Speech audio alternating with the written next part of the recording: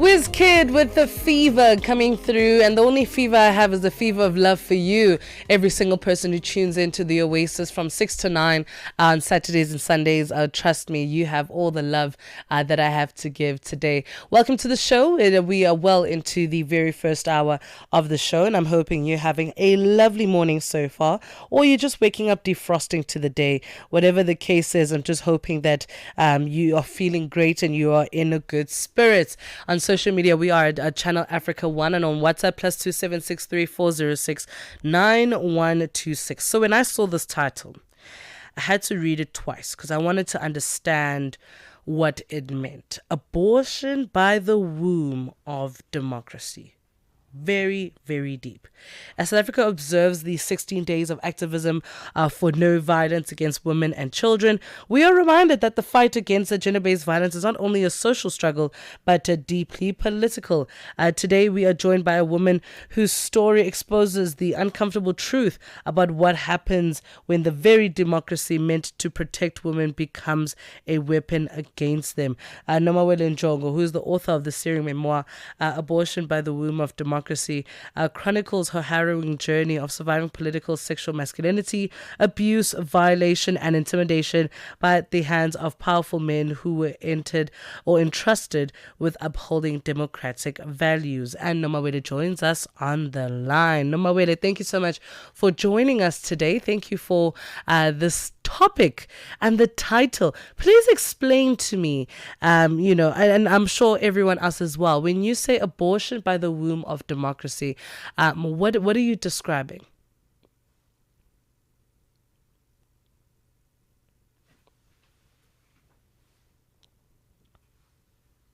Thank you, Ntsako, for the platform. First of all, let me greet the listeners or the viewers as well.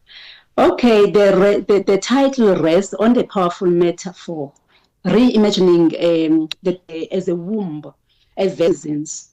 So my title confronts the reality of what happens when that democracy space is leading to miscarriages of justice and opportunities. Ooh, that is a sexy play on words. Miscarriages of justice, abortion by the womb of democracy. Nomawele, I see you. I see you, Queen. Yes. That was an insane wordplay. And I knew it. I felt it. That's why I was yeah? It only came when I was done writing my book. I had another title in mind, surprisingly. No. This one. The moment I was rereading my book, the manuscript, then the title came after I just completed it. Then I started reading it. Ooh, I wish to be a fly on the wall in your creative sessions, hey? But talk to us about this. I mean, it's quite a bold claim, it's quite a bold statement to make, to say that democracy does not protect women. How is this displayed? It's happened, my incident happened when I was a 21-year-old. And I had just turned 21. And I was working as an employee in the Parliament of South Africa. And I know a lot of people will not think that such things could happen. When I went through that in the place where I'm supposed to be protected, that's how I felt. I went through. And during the time of my incident back in 2021, I was only 21. And the word GBV was not yet a name that is used. It was not existing at the time, and it was not easy to speak at the time, because there were a lot of voices out there speaking about this thing, So it wasn't easy. It was like I was watching a movie when my life was turned down, and in the same place where I was expecting so much. And Nomawele, if I may ask sensitively, of course, what happened? Well, okay. I was sexually harassed by the chief whip of the parliament back then, who was a chief whip. He wanted to sleep with me using his own position. And I was called to go to work, and were taken by the shuttle to his parliamentary village. and there were other colleagues, but I didn't know their names because I was still new in the place. And there were other male guests, about plus one as 8, but I only recognized 1 or 2 faces because I was still new at the place. So my situation is difficult. It's different. It's when like you are being called by other people that are senior, and then to go and help. And usually back then, when we were supposed to work, maybe after working hours, we would be told in advance. However, it didn't happen because they had other plans. Yeah? And it was just the 25th of October. Apparently, it was his birthday. And which means there was going to be a birthday present. You know what's gut-wrenching about this is that you're 21, you have this whole career ahead of you, and now you're sitting here looking at the leaders that you were supposed to be looking up to, and they betray you in this manner. You know, how did you navigate the mental aspect of it post that incident?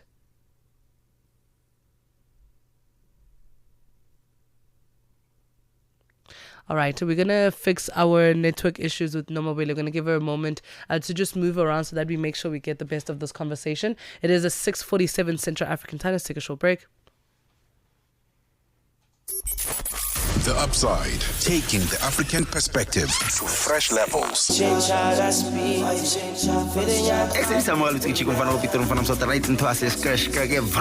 From Channel Africa, about to have ourselves a good time right now. Come on, brother, man. It's a whole thing.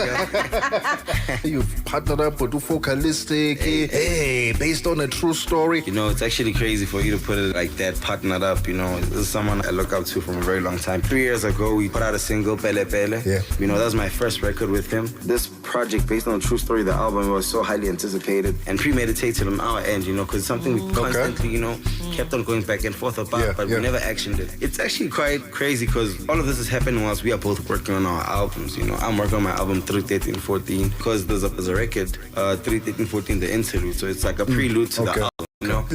Probably is it 31314? 31314. The Upside, live and real. It's dynamic. Wake up with Oasis. 12 minutes to go before we head to the top of the hour. We are still in conversation with Nomawele Njongo, who is the author of the searing memoir, which is Abortion by the Womb of Democracy. Nomawele, yes, let's pick up from that conversation. So we were chatting about the mental effects that it had afterwards. I mean, watching your senior treat you like that, someone that you had admired, you know, I wonder what the experience was. Please talk to us about it. Yeah, I was shattered. My whole life was shattered. It was like I was watching the entire movie of my life being out, like turns upside down. And at the time when things were happening, I felt like I was seeing myself. I was able to watch whatever that was going through to myself at the time because colleagues were against me. People in general, like they were support people. You know, they always take side of the strong people, and also threats that I received death threats as well, and my was threatened. Everything was turned upside down. It took me some years to heal. The healing process was not very easy. Even when I thought I got healed, I also got targeted. I was targeted even after some years back, and in such a way that even I end up, even when the job I was also, after I left Parliament working, because I moved to Luthuli House, I was also targeted in such a way that even losing my job was this case related. After that, I struggled to get job for many, many years. So it wasn't easy. It's not easy to speak out, but I still encourage people to speak out. And I mean, Nomawele, you know, it's. I always say that if it's an unknown person, it's kind of like out of sight, out of mind, right? But I mean, these are people that are Yes. still gracing Parliament to this day. What is your experience with Yes. that? And does that kind of inspire you to pen down the memoir?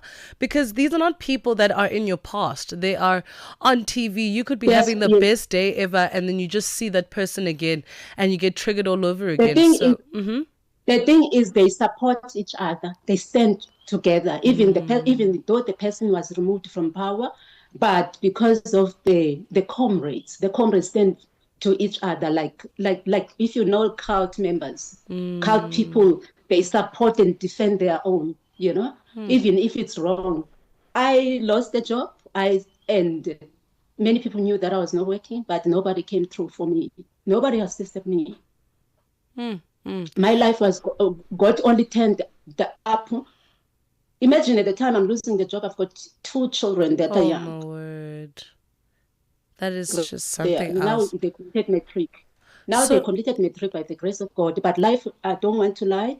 After speaking out, it's costed opportunity. So there was an abortion of my opportunities. There was an abortion of my voice. you know, from And abortion of yeah, you know, the interesting part is that now you're able to kind of draw the picture in your mind of how that rupture happens, you know, and perhaps even with that, because abortions are never preempted. You never say, okay, no, I know it's going to be coming, or I know it's going to take place in like 2 days' time. No, no, no. It's something that just springs upon you and it just rips from the inside. So the fact that you mentioning that, I think is quite appropriate, because even the imaging of it. Talk to us about what are some of the lessons that you want people to learn from this memoir. people to break their silence, because being silent does not mean safe, and being silent doesn't mean consent. So people must break the cycle of abuse and stand together and say, let's stop this violence, this pandemic. And also some of the lesson is I would like boy children to get mentored so that we can tackle the toxic masculinity in South Africa. Because through my story, I learned this battle isn't about me. It is the struggle of many women and girls in society. As you still see today, it's still, even after the abuse, there are awareness. Back then, there were not a lot of awareness, but now there are awareness, but still this pandemic is going through every day. So I think now we must not be reactionary. We need to focus on preventions rather than the after effects. And where can we find this memoir? It's on Amazon, and now to me, which means you can go to Kwazitina Publishers website, or you can contact me in my email info@kwazitina.co.za or 061 446 1891. Exciting stuff. And thank you for your vulnerability. I can imagine having your whole world be put out there, you know, and you're going against people who can easily just get rid of it. I mean, listen to the language that is spoken now in these ad hoc committees. You know, the way people treat other people is just completely inhumane. And I really appreciate your vulnerability in this case. Nothing new under the sun. You must know there's nothing new under the sun. It's unfortunate to hear that, you know. It's quite scary, because when you joined Parliament, you said you were 21 in the early 2000s, right? 2006. 2006. I'm 40 years now. Yeah, ooh, beautiful and 40. 2006, I was 7 years old. So wow. You basically saying the lifespan of someone who can actually work and generate an income, nothing has changed in that time. So surely it should be unwritten by man. Really, if there are laws that Absolutely. are allowing this to happen, then it should be unwritten by man. But I thank you for your time today, and we look forward to seeing you sell out. You said, where can we find your book? Amazon and from KwaZitina Publishers. I'm a publisher as well. Amazing. I publish books. Amazing. Nomawele, you are fantastic, and thank you so much for your dedication to literature. Thank you so much. Fantastic stuff. And Nomawele Njongo, who is the author of the searing memoir, Abortion by the Womb of Democracy. It's quite sad how systems are promoting for the harm of women. It's crazy. It's crazy that in those many years, you can still have someone who is still saying, listen, these systems don't change. People don't change. They're still speaking like this. Like, how scary is that? It is 6:55 as Central African time. Let me know your thoughts on our WhatsApp. +2763406 9126. The River of Wisdom on the Oasis.